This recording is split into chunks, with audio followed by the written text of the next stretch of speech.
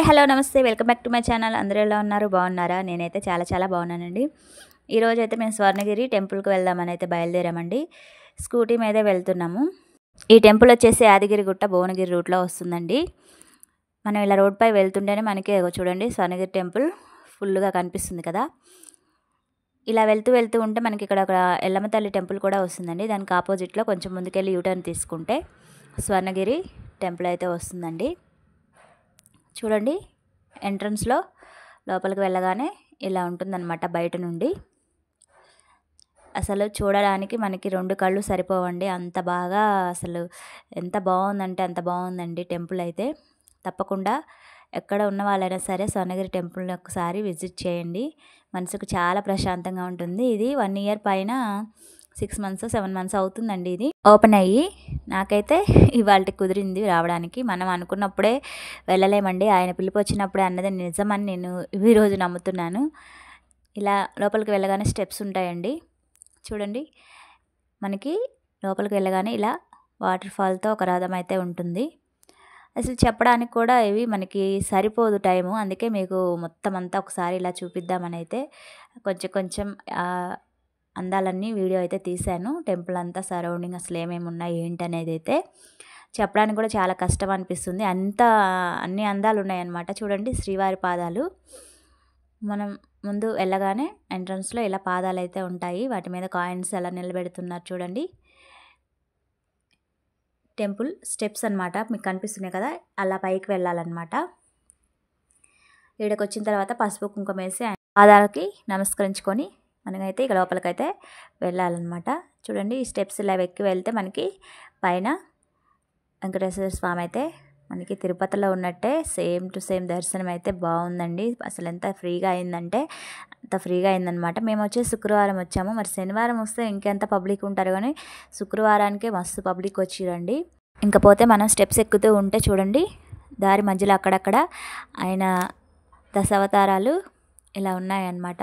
మత్స్య అవతారం, కృష్ణుడు అవతారం, అన్ని వారాహి అవతారం, వామన అవతారం, ఇలా అన్ని అవతారాలు అయితే పాలరాయితో ఇలా నిర్మించారనమాట. చూడడానికి చాలా బాగున్నాయండి.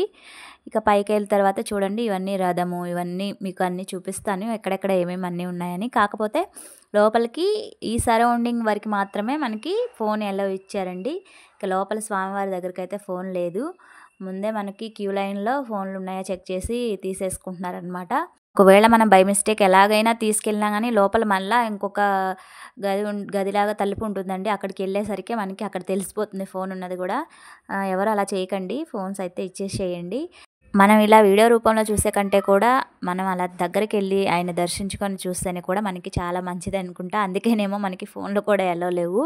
ఖచ్చితంగా అందరూ ఆయన దర్శించుకోవాలని అయితే నేను చెప్తున్నానండి. ఎందుకంటే చాలా పవర్ఫుల్ అండి ఆయన.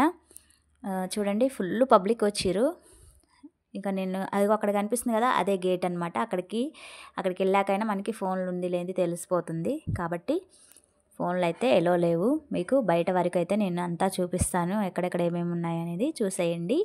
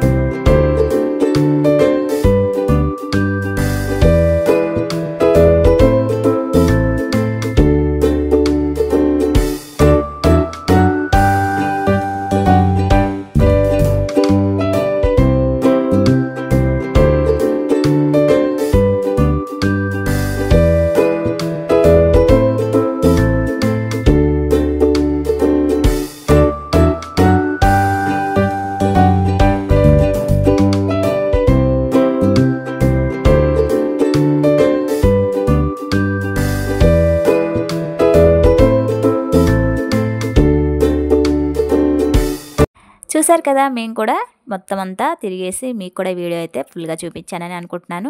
దేవుడి దర్శనం అయితే మాకైతే బాగా జరిగింది. మీకు చూపించడానికైతే ఫోన్ నిలవలేదని చెప్పాను కదా, ఇంతేనండి. మేము కూడా పాదాల దగ్గర కాయనైతే నిలబెట్టాము. వీడియో నచ్చిందా? థ్యాంక్స్ ఫర్ వాచింగ్ అండి. Bye bye friends.